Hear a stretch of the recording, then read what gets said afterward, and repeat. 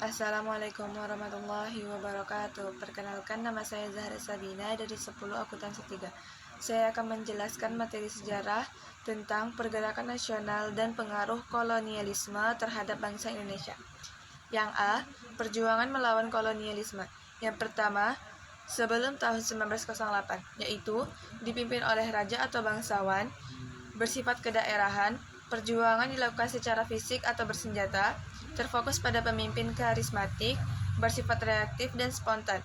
Yang kedua, setelah tahun 1908, dipimpin oleh kaum terpelajar, bersifat nasional dan bekerja sama, diplomasi dengan cara modern, memiliki organisasi dengan adanya kaderisasi, memiliki visi misi yang jelas yaitu Indonesia Merdeka. Yang B, faktor pendorong lahirnya organisasi pergerakan nasional. Yang pertama, kondisi sosial politik ekonomi yang parah akibat penjajahan. Yang kedua, munculnya kaum terpelajar. Yang ketiga, adanya kenangan akan kejayaan bangsa pada masa lampau. Yang C, perkembangan pergerakan nasional Indonesia. Yang pertama, periode awal perkembangan. Budi Utomo, 20 Mei 1908, Dr. Wahidin Sudirohisodo. Tujuannya adalah untuk memajukan pengajaran kebudayaan, pertanian, peternakan, perdagangan, serta teknik dan industri. Kemudian Serikat Islam, H. Samahudi, 1911, SI Merah. SI Merah adalah haluan komunisme di bawah pimpinan Semaun dan Darsono. SI Putih, Asas Perjuangan Islam di bawah pimpinan Cokro Aminoto. Tujuannya adalah, yang pertama, memajukan perdagangan, yang kedua, membantu para anggota yang mengalami kesulitan dalam bidang usaha, yang ketiga, memenuhi kebutuhan rohani dan jasmani kaum pribumi, yang keempat, memajukan kehidupan orang-orang yang beragama Islam. Kemudian Muhammadiyah, 12 November 1912, K.H. Ahmad Dahlan. Tujuannya adalah, yang pertama, memajukan pendidikan dan pengajaran berdasarkan agama Islam. Yang kedua, mengembangkan pengetahuan ilmu agama dan cara-cara hidup menurut agama Islam. Yang kedua, periode nasionalisme politik. Indische Party, 25 Desember 1912.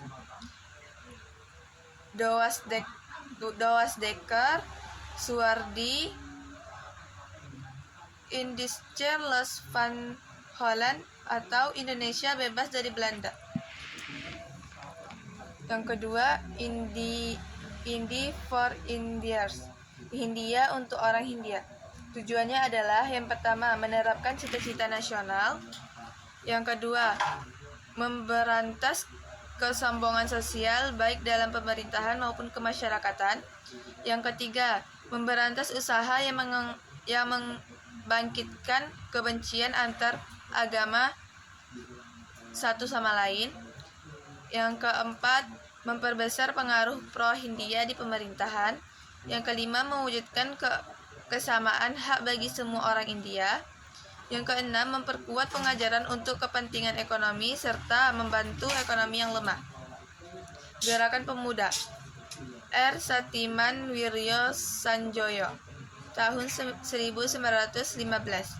Tujuannya adalah, yang pertama, mempererat tali persaudaraan antara siswa-siswi bumi putra pada sekolah menengah dan perguruan kejuruan. Yang kedua, menambah pengetahuan umum bagi para anggotanya. Yang ketiga, membangkitkan dan mempertajam peranan dalam segala bahasa dan budaya. Gerakan Perempuan, R.A. Kartini. Tujuannya adalah mendorong kaum perempuan agar aktif dalam kegiatan politik. Kemudian, yang ketiga, periode radikal. Masa ketika organisasi pergerakan menolak kerjasama dengan pemerintah dan secara tegas menuntut kemerdekaan. Yang pertama itu Perhimpunan Indonesia, Belanda 1908, Sultan Kasajangan Soripada, R.M. Noto Suroto. Tujuannya adalah Indonesia ingin menentukan nasibnya sendiri. Yang kedua, bangsa Indonesia mengandalkan kemampuan dan kekuatannya sendiri. Yang ketiga, bangsa Indonesia harus bersatu untuk melawan penjajah. Yang kedua, Partai Nasional Indonesia, Ir Soekarno, tahun 1925. Self-help, prinsip menolong diri sendiri yang didasari keyakinan bahwa Indonesia dengan kekuatan sendiri mampu memperbaiki politik ekonomi, sosial, budaya yang telah rusak. Non-kooperatif, tidak mengadakan kerjasama dengan pemerintah kolonial Belanda. Terus selanjutnya marhamenisme, menguntaskan massa dari kebangsaan dan kemiskinan. Tujuannya adalah wadah bagi kaum nasionalis untuk memperjuangkan berdirinya negara Indonesia merdeka. Yang ketiga, Partai Indonesia. Tujuannya adalah mencapai sebuah negara Indonesia merdeka, dan kemerdekaan itu akan dapat tercapai jika seluruh komponen bangsa bersatu. Sekian, wassalamualaikum warahmatullahi wabarakatuh.